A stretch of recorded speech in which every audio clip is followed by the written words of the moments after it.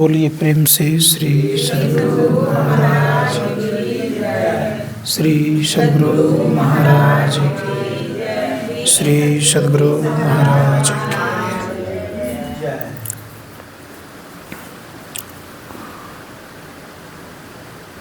मंगल मूर्ति सद्गुरु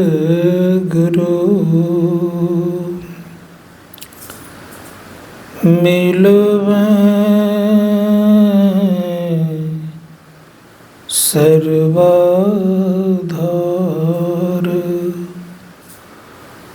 मंगलमय मंगल करन बिनवा बारंबार धन्य धन्य सतगुरु सुखदा महिमा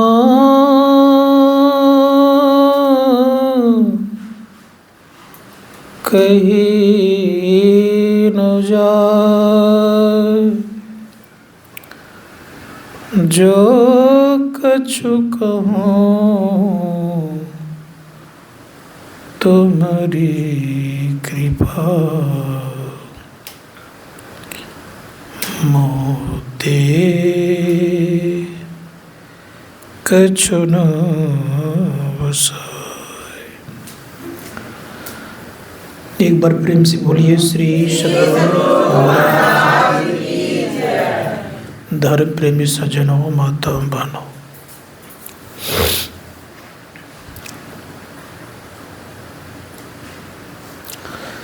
भगवान के संबंध में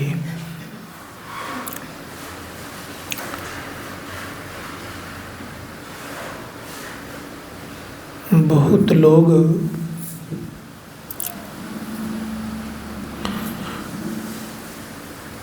नहीं मानते हैं। जो भगवान को नहीं मानते उसे हम नास्तिक कहते हैं। जो भगवान को मानते हैं उसे हम आस्तिक कहते हैं। तो इस संसार में दो प्रवृत्ति के लोग हैं, एक आस्तिक और दूसरा नास्तिक। तीसरा है अर्ध नास्तिक।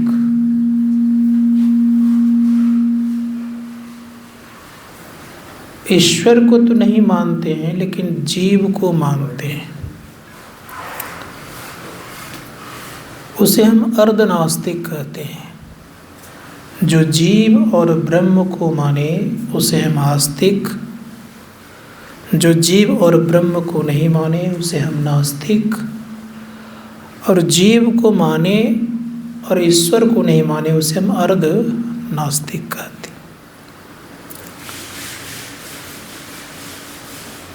संत महात्मा गण कहते हैं, चाहे आप आस्तिक बन करके रहो या आप नास्तिक बन करके रहो या आप अर्धनास्तिक ही बनो, उससे कोई लेन देन नहीं है। लेन देन ये है कि शांति की खोज अवश्य करो। किसकी खोज? शांति की खोज अवश्य करो। शांति की खोज करेंगे तो निश्चित ही है कि आप परमात्मा को एक दिन खोज लेंगे। शांति की खोज नहीं होगी तब परमात्मा की खोज संभव नहीं है।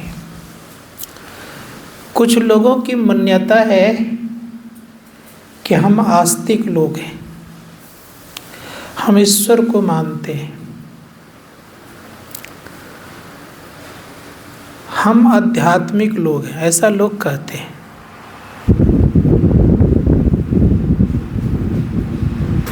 लेकिन हकीकत बात यह है कि आध्यात्मिक लोग कौन? किसको हम आध्यात्मिक कहते हैं? इसीलिए प्रयास करिए कि आध्यात्मिक बनिए। यहाँ पर जितने लोग बैठे हैं सबके सब आध्यात्मिक हैं।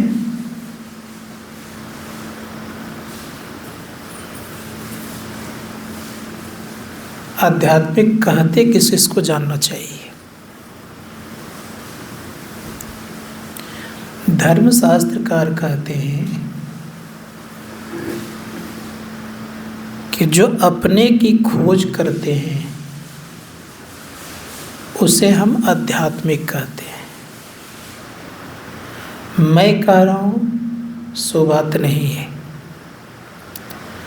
श्रीमद् आद्य शंकराचार्य जी महाराज कहते हैं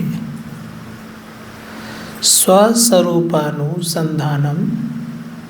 भक्तिरित्यभिधीयते। फिर कहते हैं स्वात्मानुसंधानम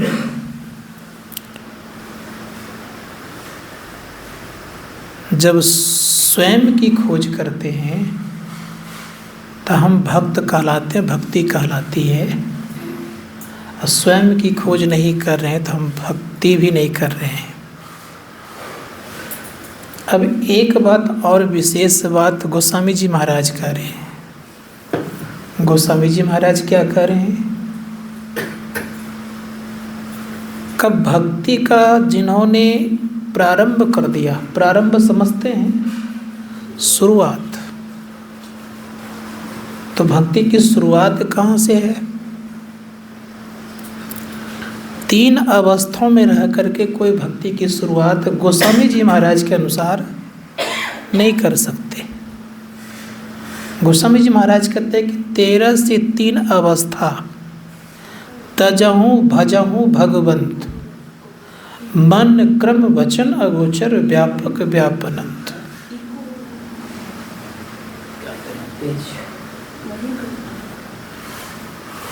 तीन अवस्थाओं से ऊपर, अब 3 अवस्थाओं से ऊपर उठेंगे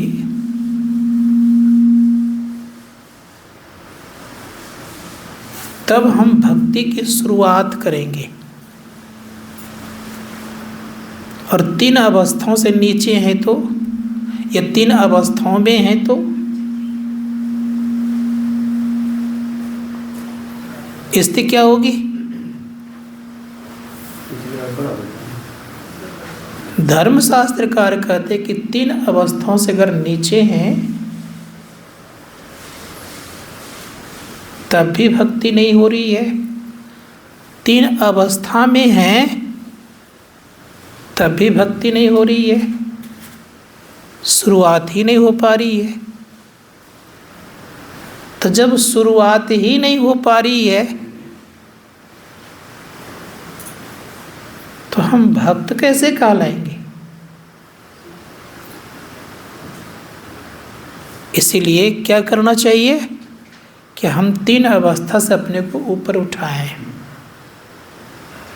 इसी का प्रचार भगवान राम बता रहे हैं, इसी की बात कह रहे हैं कि तुम्हें साधन मिला है। ये क्या है? साधन है। जैसे हम लोगों के यहाँ गाड़ी है तो क्या है? साधन है। गाड़ी आप तो नहीं है ना कि गाड़ी हैं आप? गाड़ी साधन है। उसी प्रकार से शरीर एक साधन है। किसका साधन है? प्रश्न है। शरीर साधन है आत्मा का। किसका साधन है? अब आत्मा का साधन क्या है? शरीर। और हम संसार कमाने का साधन मान लिए हैं, तो किसको धोखा दे रहे हैं आप? बात समझ आ रही है? संत महात्मा गणगत भगवान ने क्या कहा? ये शरीर आपका साधन है। तो जिसका साधन है उसको न आप लाभ देंगे, कि जिसका साधन है उसको लाभ देंगे, किसको लाभ देंगे? विचार थोड़ा सा करिए, साधन किसका है ये? आत्मा का साधन है क्या? शरीर। लाभ किसको दे रहे हैं? संसार को। तो ये उचित कर रहे हैं? है उचित?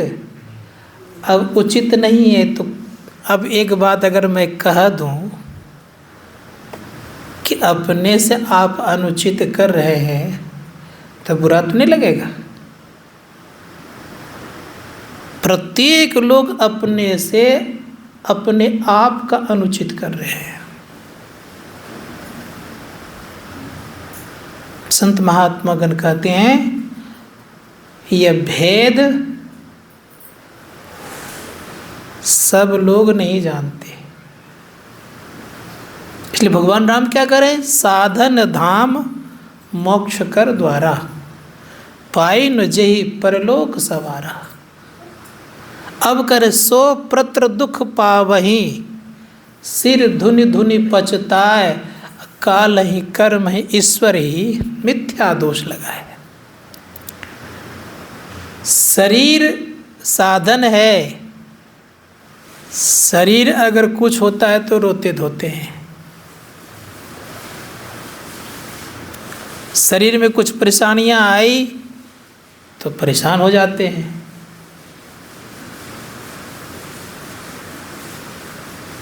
संसार की भी यही हालत है। रुपया खो गया तो देखिए कितनी बेचैनी आती है। एक व्यक्ति को मैंने देखा 1 रुपये में इतना परेशान हो गया था कि क्या हुआ भाई, अरे 1 रुपया किधर खो गया है। अब सोच के देखिए, जिसके लिए परमात्मा ने आपको सुंदर साधन दिया उसका खोज तो नहीं कर रहे हैं, और जिसके लिए परमात्मा ने आपको सब कुछ दिया उसका खोज नहीं कर रहे हैं, और जिसके लिए नहीं दिया है उसके पीछे लगे हुए हैं, तो क्या करेंगे? संत महात्मा गण कहते एक काम होगा अवश्य। क्या होगा? एक दिन साधन आपके छीन लेंगे। जैसे किसी व्यक्ति का गाड़ी इंस्टॉलमेंट पर है, इंस्टॉलमेंट नहीं दिया जाए, क्या बोलते हैं उसको, किस्त नहीं दिया जाए, बैंक वाला क्या करेंगे? गाड़ी खींच लेंगे ना। उसी प्रकार से याद रखिएगा, ये शरीर आपको इंस्टॉलमेंट पर मिला है, किस्त पर मिला है, भाड़े के क्वार्टर को क्या तू संभाले, एक दिन किराया तुझे घर का मालिक एक दिन किराया तुझे भरना पड़ेगा, रे मन मुसाफिर निकलना पड़ेगा। भाड़े के क्वार्टर को क्या संभाले? जिस दिन किराया तुझे मालिक क्या है, जिस दिन किराया तुझे घर का मालिक मांगते हैं, निकालते हैं, उस दिन क्या करते हैं हम लोग? इसीलिए इस गाड़ी का मालिक कौन है? विचार करिए, अगर किस्त नहीं भरेंगे तो क्या हाल होगा। इसलिए एक दिन भी किस्त भरने से रुकिएगा तो क्या करेगा वो? संत महात्मा गण कहते हैं इसलिए सोचना पड़ेगा, सोच विचार करके चलिए। भगवान राम कहते हैं सो प्रत्र दुख पावहि, सिर धुनि धुनि पछताए, काल ही कर्म ईश्वर ही मिथ्या दोष लगाए। दोष लगाते हैं हम झूठ मूठ का, किनको? परमात्मा पर।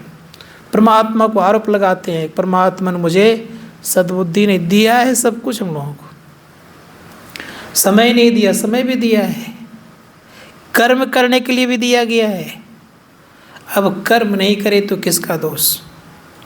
इसीलिए प्रयास करिए हम लोग कि हम भाड़े के क्वार्टर को सही सलामत चलाएं, सही जगह पर सही समय पर किस्त भरते रहें, तब ये चलेगा। नहीं पूछेंगे हाकिम तो क्या तुम कहोगे, करने का बोझ तुझे भरना पड़ेगा, रे मन मुसाफिर निकलना पड़ेगा। गुरु का नहीं मानेंगे तो यम मनवाएंगे, मार तुझे दंडे कर्म भोगवाएंगे। इसीलिए किनकी बात मान लीजिए, संत महात्मा गण कहते संत सदगुरु की बात को मान लीजिए। नहीं मानते हम लोग। गुरु महाराज का त्रिकाल संध्या करना चाहिए। कितने लोग करते हैं भाई? करते हैं त्रिकाल संध्या। अच्छा अभी फलाने कार्य में व्यस्त था, थोड़ा और सो लेता हूँ। नहीं मान रहे हैं ना, तो परिणाम क्या हो रहा है? चरणदास जी महाराज कहते जागे ना पिछले पहर, करे ना गुरुमत जाप, मुंह फाड़े खराठा लेकर के, मुंह फाड़े सोबत रहे ताको लागे। ये क्या परिस्थिति बना कर रखे हैं? ये कोई जरूरी नहीं कि हम पाप करेंगे तभी पाप होगा, रोज तो हो रहा है। कब? जब हम पिछले पहर नहीं जग रहे हैं तब। 8 पहर होता है, 4 पहर का दिन, 4 पहर का रात। 1 पहर में कितने घंटे? 3 घंटे। और पिछले पहर भी अगर नहीं जगते हैं तो ऋषि मुनिगण कहते जागे ना पिछले पहर, करे न गुरुमत जाप, मुंह फाड़े। खूब बढ़िया से नींद आती है नहीं? मेरे ऐसा लोग रहते कि रसगुल्ला उसके मुंह में डाल दे आराम से। तो मैं तो ऐसे लोगों को सुलाता बगल में भी नहीं, दूर चला जा भाई, मुझसे संभव नहीं है कि मेरे बगल में खराटा लेकर सो जाओ। ये स्थिति संतों ने कहा, इसलिए जग जाइए। भगवान राम कहते हैं कि फिर ये बार बार मिलने वाला नहीं है। कोशिश करिए कि हम पिछले पहर नहीं सोएं, जग करके ध्यान अवश्य करें, जैसे भी करें नहीं करें।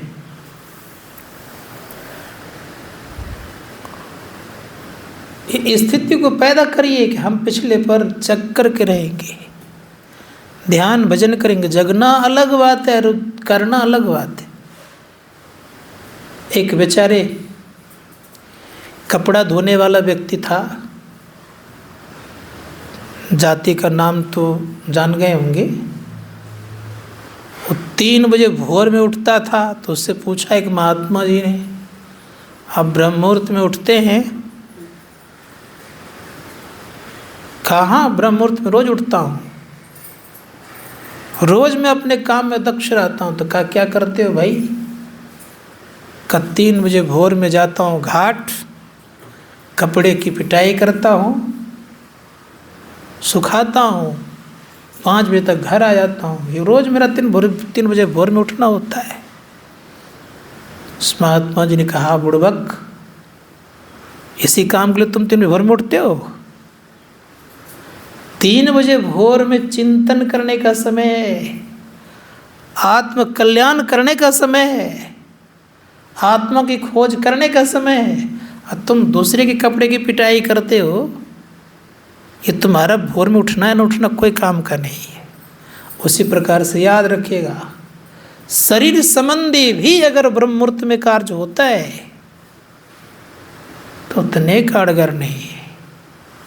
इसलिए ब्रह्म मुहूर्त में केवल आत्म संबंधी कार्य होना चाहिए, आत्मचिंतन होना चाहिए, आत्मा की उन्नति हेतु ये कार्य होनी चाहिए। लेकिन ऐसा अगर नहीं करते हैं तो चरणदास जी महाराज कहते हैं उस व्यक्ति को पाप लगता है। जागे ना पिछले पहर, करे न गुरुमत जाप, मुंह फाड़े सब तरह ताको लागे पाप। परिणाम और थोड़ा जान लीजिए। कई चीज़ की हानि होगी। ऋषियों ने कहा कई चीज़ की हानि होती है, स्वास्थ्य की भी हानि है, साथ ही साथ कार्य की भी हानि होता है जो ब्रह्म मुहूर्त में नहीं जगता है। इसलिए ब्रह्म मुहूर्त में अवश्य जगिए। करना क्या चाहिए? चिंतन करिए कि हम आए कहाँ से हैं, कहाँ से आए, कहाँ को जाना, क्या है सार, ताको कहिए विचार। ये कार्य करिए। कहाँ से हम आए हैं, कहाँ को जाएंगे, इसका विचार रोज करिए। रोज ये मस्तिष्क में बिठाइए कि हम कहाँ से आए हैं, कहाँ जाएंगे, क्या है सार। संसार का सार क्या है? अगर धन सार होता तो देख लीजिए, रावण को बहुत संपत्ति, बहुत धन। संतान अगर सार होता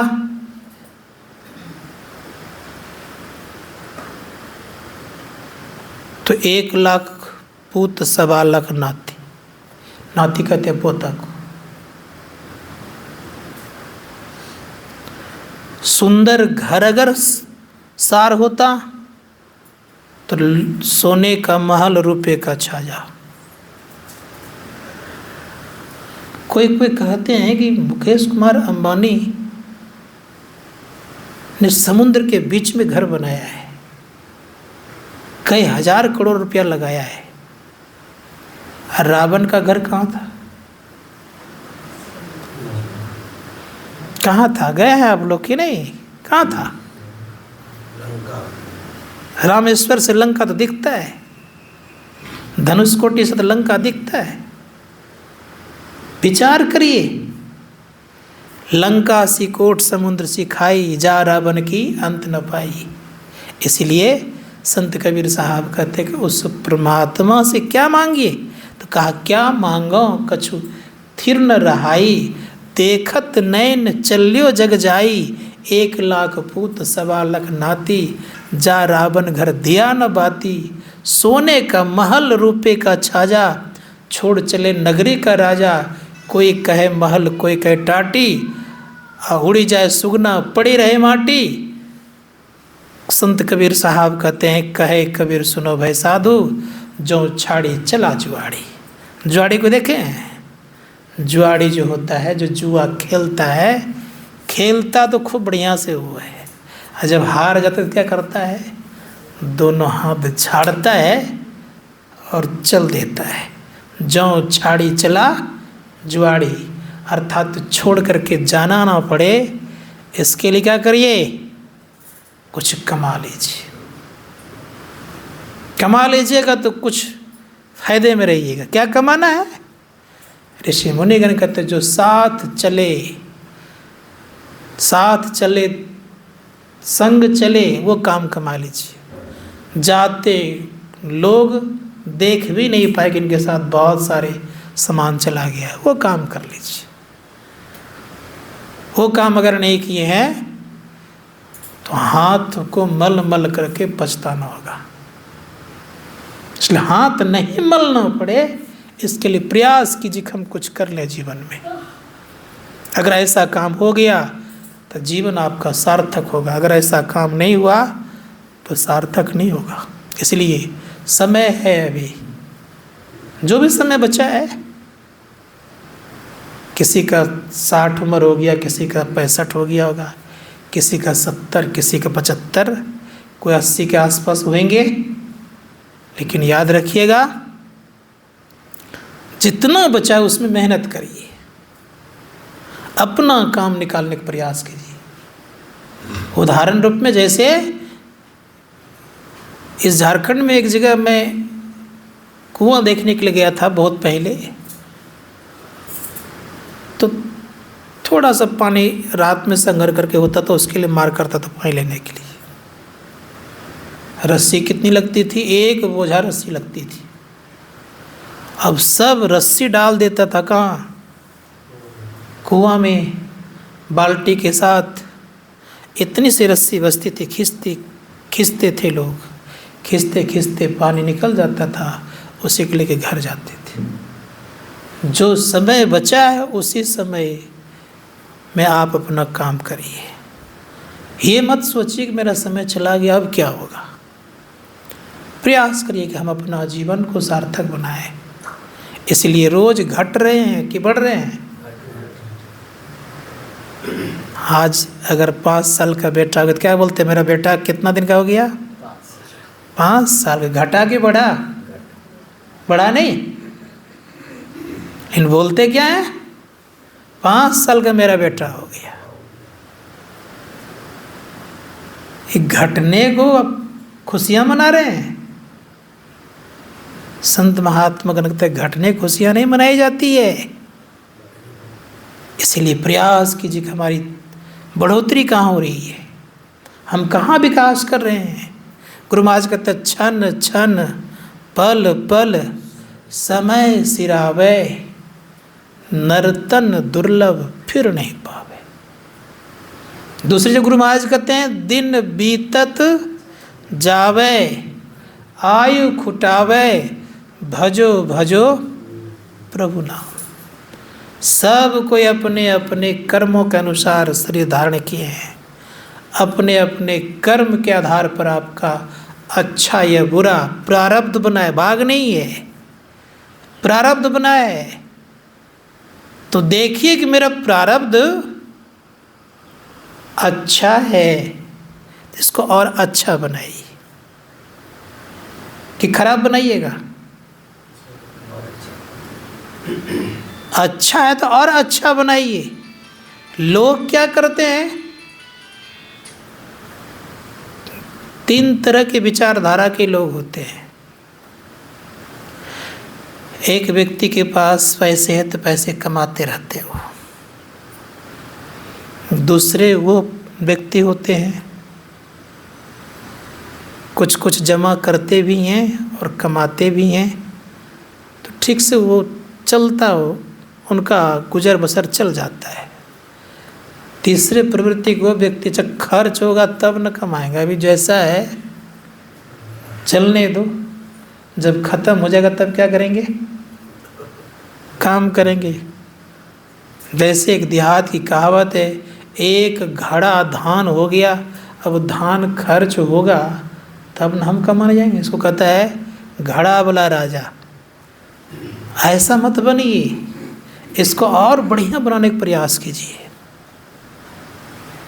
इससे बेहतर बने। ये प्रयास करिए कि हम मानव तन में आए हैं, इससे और सुंदर बने हम, इससे और बढ़िया बने हम। प्रारब्ध हमारे ही कर्मों के आधार पर बनेगा, इसलिए क्या करना चाहिए? अच्छा अच्छा काम करते जाइए। हमारे ही विचारों पर हमारा प्रारब्ध बनता है, इसलिए प्रयास करिए या कि हम और बेहतर बनाए। संत महात्मा गण कहते हैं कि अगर चाहते हैं कि हमारी ज़िंदगी इससे सुंदर हो, इससे और सुखद हो, तो क्या करिए? तो लग जाइए। क्या करने के लिए? जिन व्यक्तियों को सारी सुविधाएं उपलब्ध है, पूर्व का प्रारब्ध अच्छा है उसका, इसीलिए उसका सुंदर व्यवस्था है। जिनके पास अभाव है, उसका प्रारब्ध अच्छा नहीं, तो क्या करना होगा? वर्तमान को ठीक करिए, अब वर्तमान में जीने का प्रयास करिए। 2 बातें मैंने कहा, वर्तमान को ठीक करिए और वर्तमान में जीने का प्रयास करिए। और ये नहीं हो पाया, बात समझ आ रही है? ये नहीं हो पाया, न वर्तमान में आपने ठीक से जिया और न वर्तमान ठीक कर पाया, तो भविष्य अच्छा का कभी भी उम्मीद नहीं रखिए, कभी उम्मीद मत रखिए। कोई अगर चाह ले कि मेरा भविष्य अच्छा हो जाएगा, कदापि नहीं हो सकता। इसको नोट कर लीजिए। जिनका वर्तमान अच्छा है, भविष्य उनका अच्छा होकर के रहेगा। और जिनका वर्तमान बिगड़ा हुआ है, उनका भविष्य अच्छा होने की संभावना नहीं है। तो वर्तमान कैसे बनेगा हमारा? वर्तमान में हम कैसे जिएंगे? कोई व्यक्ति वर्तमान में जीता नहीं है। सब दो स्थिति में जीता है, दो काल में। कौन कौन काल में? भूत में और भविष्य में। भूत की चिंता करता है या भविष्य की? यही दो अवस्थाएं की। संत महात्मा गण कहते दो अवस्थाएं, दो स्थिति क्यों चिंतन करते हैं? कारण क्या है? कारण ये है कि प्रत्येक लोग चाहते हैं कि हम भविष्य मेरा अच्छा हो जाए। उदाहरण देता हूँ। भविष्य वर्तमान में मान लिया जाए खेती करने का समय है, वर्तमान में वो खेती ना करे, क्या उस व्यक्ति का भविष्य अच्छा होगा? बैठ के खा सकता है वो? नहीं ना। तो वर्तमान ठीक करिए, भविष्य ठीक होगा। इसीलिए डरिए किससे? डर करनी डर परम गुरु, डर पारस डर सार।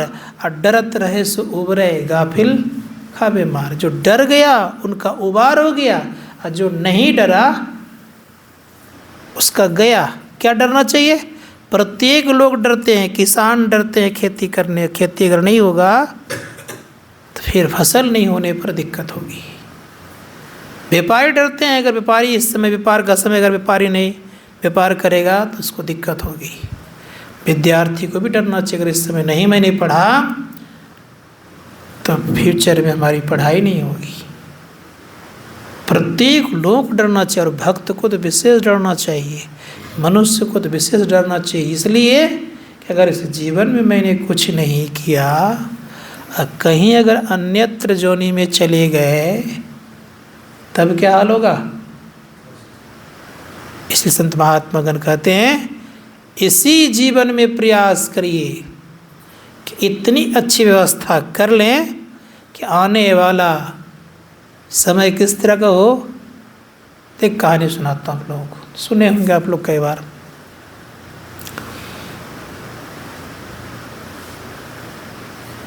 तीन चार मुर्दा बहते हुए जा रहा था। अब तीनों का अलग अलग एक्शन था। कोई व्यक्ति पेट पर हाथ रख करके जा रहा है, कोई माथा पे हाथ रख के जा रहा है, और कोई व्यक्ति मोच पे हाथ रख के जा रहा है। तीनों को देखा एक तांत्रिक ने, तीनों को बुलाया। अब जिसको मोच नहीं तो किस पे हाथ रखेगा भाई? आप लोगों को मोच है, इनको तो मोचे नहीं है, किस पे रखेगा हाथ? तो मोच पे हाथ रख करके जा रहा था। तो तांत्रिक ने अपने तंत्र विद्या से उस तीनों को बहते हुए जा रहा था, तो खींच करके ले आया। उसने प्राण फूका, पूछा। एक व्यक्ति और था, वो हाथ मलते मलते जा रहा था, हाथ ऐसे पकड़ा हुआ था। चारों को पूछा, चारों को बारी बारी से पूछा। अच्छा एक बताओ, तुम्हें माथा पे हाथ रख के क्यों जा रहा है? तो वो कहता है कि मैंने जीवन पर्यंत बहुत कार्य किया, लेकिन कभी सक्सेस हुआ नहीं, न संसार बना न परमार्थ, न, इसलिए माथा धूमते में जा रहा हूँ। दूसरे से पूछा तुम पेट पर हाथ रख के क्यों जा रहा है? खराब दिन पेट के ही धंधा में पड़ा रहा मैं, इसीलिए पेट पे हाथ रख। पेट भी कभी नहीं भरा, भरा किसी का पेट? किसी का भर गया क्या? किसी का पेट भरता है? तृष्णा तू तो हुई न बूढ़ी, हमें बुढ़ापा चाट गया। किसी का पेट नहीं भरता है। अभी खाए 3 घंटे के बाद फिर भूख लगेगी, फिर देना पड़ेगा कि नहीं? तो पेट तो किसी का भरता नहीं है। कहा इसीलिए मैं पेट पर हाथ रख करके जा रहा हूँ। तीसरे से पूछा कि तू हाथ मल के क्यों जा रहा है?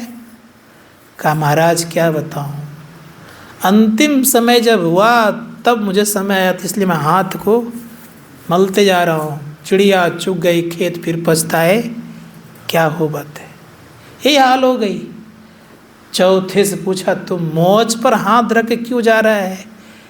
कहा महाराज सुनिए, मैंने यहाँ भी बड़ा आनंद लिया है, और यहाँ के बाद जहाँ मैं गया जा रहा हूँ वहाँ भी आनंद खूब लूँगा, क्योंकि अच्छी व्यवस्था वहाँ भी मैंने कर लिया है।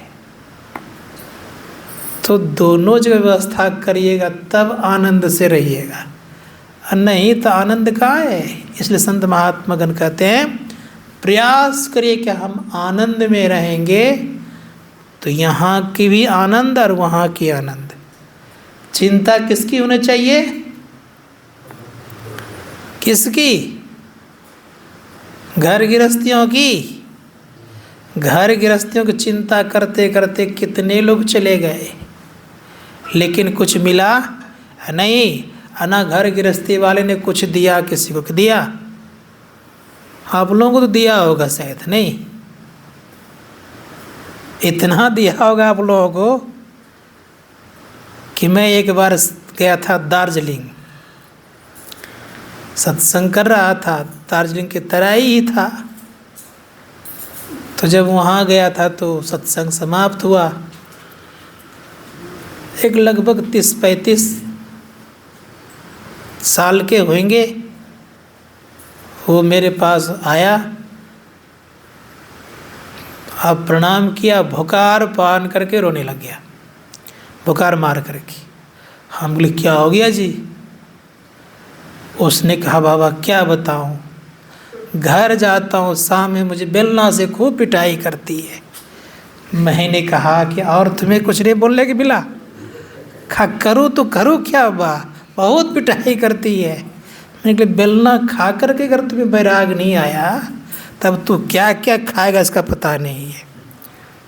सोचिए कैसी स्थिति संसार की है।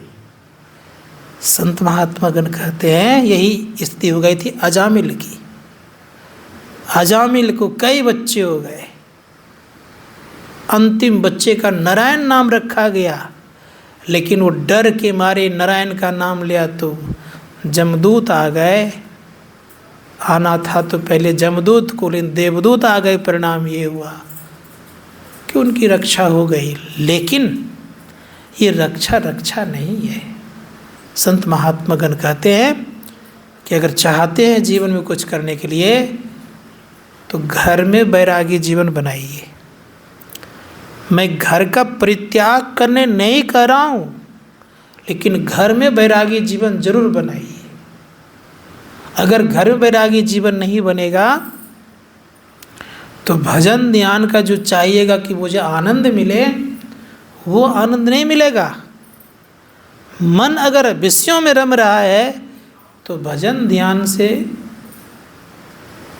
दूर रहिएगा। संतों ने कहा कि विषय कभी भजन ध्यान होने देता नहीं है, और पंच विषय हम लोग को डुबाता है। 5 ही 5 परस रस, गंध शब्द और रूप, इनकर कहा न कीजिए, बहुरी पड़ भवकुप। भगवान श्री राम कहते यही तन कर फल, विषयन भाई, स्वर्ग हो स्वल्प अंत दुखदाई। ऐसा बनिए। कैसा बनिए? आनंद में रहिए। जहाँ कोई चीज़ मिल जाए खाने तो खा लीजिए, और घूमते रहिए। कहाँ घूमना है? दिल्ली पंजाब हरियाणा नहीं, मीराबाई की तरह बनिए। मीराबाई आसमान में सैर करती थी। कब? जब मन मान गया तब। इसलिए प्रयास करिए कि आसमान में हम सैर करें। उसको कहता है घूमना। ये ट्रेन पर, बस पर, ये टेकर पर धक्का मुक्का खा के जो घूमते रहते हैं, ये कोई घूमना है? क्या है ये? कोई घूमना है? एक ही बोगी में देखता हूँ एकदम मालगाड़ी की तरह ठुसा रहता है, ये को घूमना है? घूमना है तो मीरा वही की तरह घूमिए। मीरा मन मानी असुरत शैल आसमानी, आसमान में सैर करती थी वो घूमना कहता है उसको। और उस तरह घूमेंगे तो क्या हो जाएगा। तो एक देश था, उस देश का नियम था 5 वर्षीय योजना, 5 साल में राजा को बदलते थे। जैसे यहाँ होता है ना, यहाँ तो प्रधानमंत्री बनते हैं, वहाँ राजा बनते थे।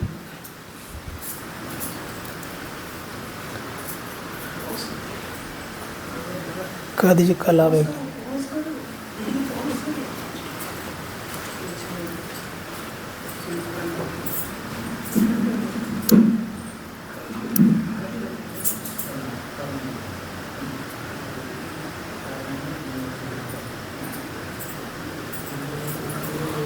तो मैं कह रहा था 5 वर्षीय योजना वाला राजा था।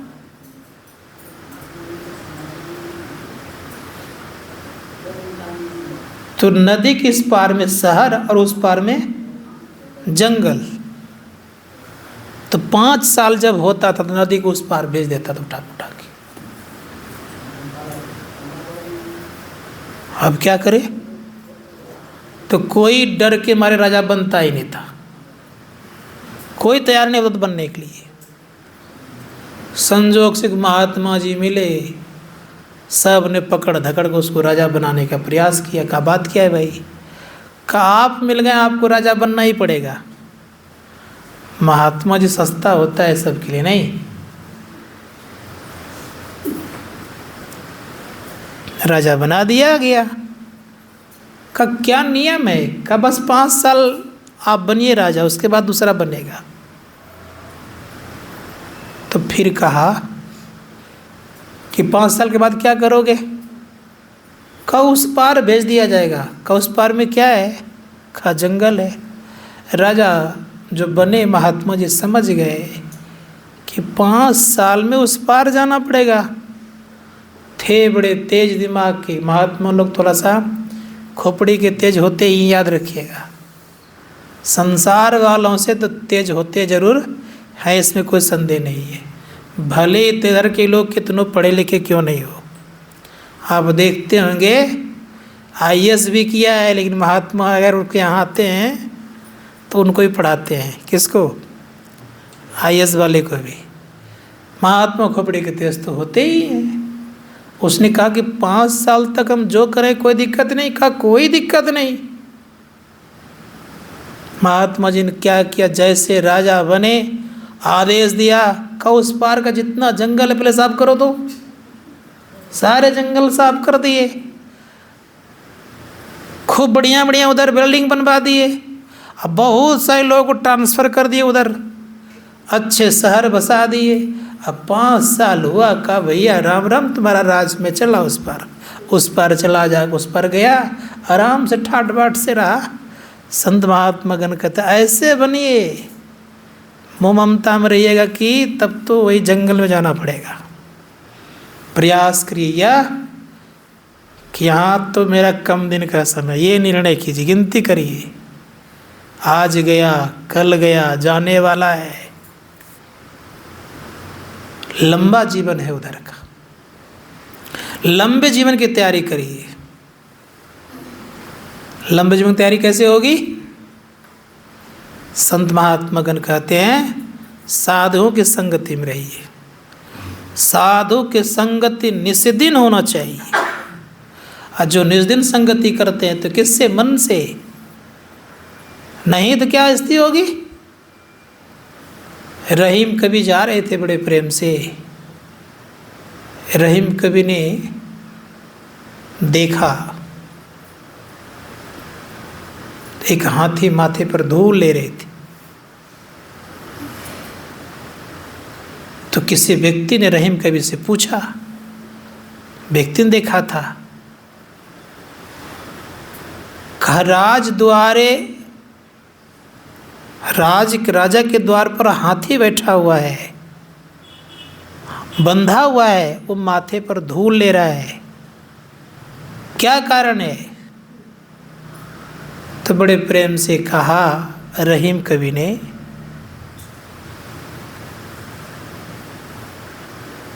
पूछा गया पहले, धूल धरत निज शीस पर, कहो रहीम के ही काज। कशीस पर धूल ले रहा है, किस कारण से ले रहा है? तो रहीम कवि कहते हैं, जेही रज मुनि पत्नी तर गई, सो खोजत गजराज। का जिस रज से अहिल्या का उद्धार हो गया है, उसी रज की खोज कर रहे कौन? हाथी। संत कबीर साहब से पूछते हैं, कबीर साहब जी, अरे एक हाथी माथा पर धूल ले रहा है। कबीर साहब कहते धूल नहीं रहा, माथा को धुन रहा है। कहा क्यों? तो कबीर साहब ने कहा, मानुष जन्म कब पाइयों, भजियों परमानंद। इसी कारण से वो क्या कर रहा है? तो माथा पर धूल ले रहा है, धुन रहा है। हम लोगों को मिला है तो हम लोग क्या कर रहे हैं? संसार को धुन रहे हैं। संसार को धुनिएगा तो खूब बढ़िया से धुलाइएगा भी। कैसे कैसे धुलाता है? रोज व्यक्ति एक दिन भी नहीं बचता है कि जो कि धुलाता नहीं है। एगो पेट, कितना पेट है? क्या आप लोग ज़्यादा है? कितना है पेट भाई? एक पेट है। और एक पेट के लिए कितना घंटा खटते हैं आप लोग?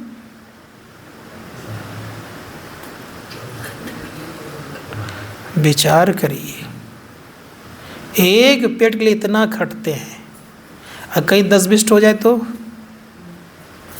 तब तो 24 घंटा भी कम पड़ जाएगा। इसीलिए प्रयास करिए, या इस अवस्था में, कौन अवस्था में? 60 के बाद। हमारे गुरु महाराज के गुरु बाबा देवी साहब ने कहा, 40 साल तक इतना कमा लो, कितना कि फिर कमाना ना पड़े। हम लोग 40 के बाद भी सरकार अगर ऑफर दे दे कि शरीर आपका स्वस्थ है, 10 साल और नौकरी कर सकते हैं, तो तुरंत लोग ज्वाइनिंग कर लेगा कि नहीं? शास्त्रकार कहते ये दुखद बात है, सुखद नहीं है। इसलिए प्रयास सदैव करिए, या कि हम प्रत्येक दिन अवस्था जान करके, 40 साल जिनके हो गए हैं, यहाँ तो लगता है 40 के पारे सब है, कोई लगता नहीं 2-3 तो भले 40 के कम के हैं, सब तो लगभग 40 के पार ही है कि नहीं? अब फिर भी परेशान हैं। इसलिए भगवादेव साहब की बात को माननी चाहिए। उन्होंने क्या कहा है? 40 साल तक कमा लो खूब बढ़िया से, और उसके बाद बैठ करके भजन करो। तो भजन करने के आदी बनिए, और भजन करेंगे तभी आप आध्यात्मिक बनिएगा। अपना घर जाने का रास्ता जान जाइएगा तो समझिएगा हम आध्यात्मिक हो गए। और अपने घर का जाने का रास्ता नहीं देखें, नहीं जाने हैं, तो भले लोग आध्यात्मिक कह दे, लेकिन शिवनारायण आध्यात्मिक नहीं कह सकता। ये बात सदैव याद रखिएगा। इसलिए सदैव अपने घर जाने का रास्ता को देखने का प्रयास और प्रयत्न करिए। अगर ऐसा कर लिए तो जानिएगा जीवन सार्थक हो गया, इस जीवन में कुछ ना कुछ। और परमात्मा की कृपा अगर हो जाएगी तो रोज़ हम लोग गाते हैं, अभी भी गाएंगे थोड़ी देर पहले, तुम रे ज्योत स्वरूप रो, तुम रे धुन रूपा। ये दोनों किनके हैं? परमपिता परमात्मा की, या गुरु कह लीजिए। ये दोनों में अगर आप एक में भी अगर अपना स्थान बना लिए तो समझिएगा ये जीवन हमारा आपका सार्थक हो गया, कल्याण हो गया। तब यहाँ भी ठीक ठाक रहिएगा, वहाँ भी ठीक ठाक रहिएगा। जैसे यहाँ अगर आपने ये स्थिति बना लिए तो बच्चे सब आदर जरूर देंगे। अगर यहाँ आदर नहीं बना पाए, ऐसा स्थान नहीं बना पाए, तो अब आदर की उम्मीद छोड़ दीजिएगा, और जो बच्चे कहेंगे उसको काम को करने के लिए तत्पर रहना पड़ेगा। इसीलिए प्रयास कीजिए, जैसे इसमें अपना पाँव रख लीजिएगा, जिस दिन पाँव रखा जाएगा उसी दिन से बता रहा हूँ, उसी दिन से आपके परिवार के लोग के साथ साथ समाज के लोग भी आपको आदर देना प्रारंभ कर देगा। स्थान बनाना पड़ेगा। कहाँ कहाँ कहाँ मैंने कहा अभी? हाँ, अपना घर कहाँ गायब हो जाते सबको पता नहीं लगता है। मैंने कहा ना कि दो चीज़ें हैं, तुम रे ज्योत स्वरूप हो। ज्योति में अगर स्थान बना लीजिएगा तो बच्चों से भी प्रतिष्ठा पाना प्रारंभ हो जाएगा, समाज के लोग भी देखने लग जाएंगे, आदर मिलेगा। और नहीं तब क्या होगा? अगर ऐसा काम नहीं किए तो बुढ़ापे में क्या कहेंगे? अरे गिलास पानी दो, अच्छा देते हैं ना, चुपचाप बैठ नहीं सकते हैं। क्या कहेगा? संत कबीर साहब कहते हैं, बुढ़ऊ मरी नो गयो उमरिया। ठीक है, ऐसा कहेंगे, बुढ़ऊ मरी न गयो उमरिया, धोखे में खोई गई हो, ऐसा कहेंगे। ऐसा सुनना अगर पसंद नहीं है तो क्या करिए कि हम भजन ध्यान करके अपनी स्थिति प्रकाश में बना लें। प्रकाश में जाने वाले व्यक्ति को देवता कहता है। देवता की पूजा तो घर में होती ही है। बोलिए प्रेम से। हाँ।